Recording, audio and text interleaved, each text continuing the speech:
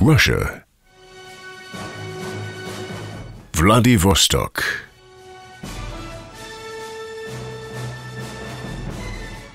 Siberia and its endless space. 15 degrees below zero.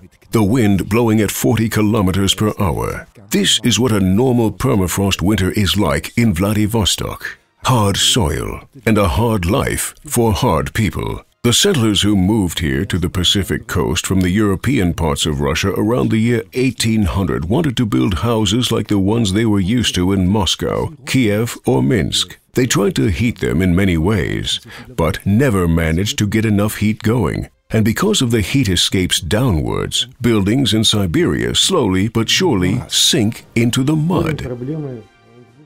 There were two main problems with this project, a financial and a psychological one. On the one hand, implementation was not supposed to cost too much, and on the other hand, no one here likes thinking about the future. In Russia, average people use 50% more energy than their European counterparts. On the other side of the Ural Mountains, however, saving energy was never an issue.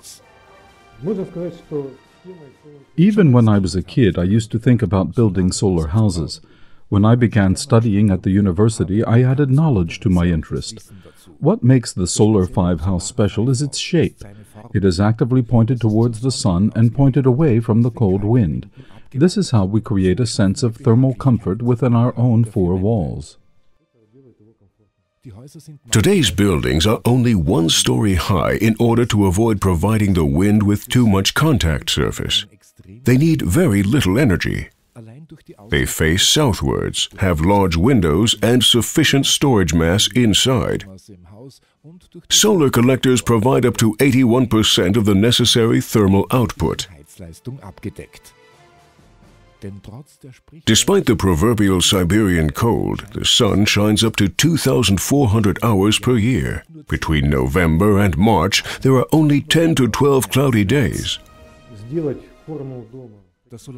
The Solar 5 house has a passive solar energy system which works in both directions depending on the season. In winter, the system is used for heating. In summer, when the sun would heat up the house too much, the system can be used for air conditioning. Another advantage of these special passive energy houses is the fact that they don't emit heat downwards. This means the permafrost ground won't thaw and buildings remain solidly anchored and won't sink.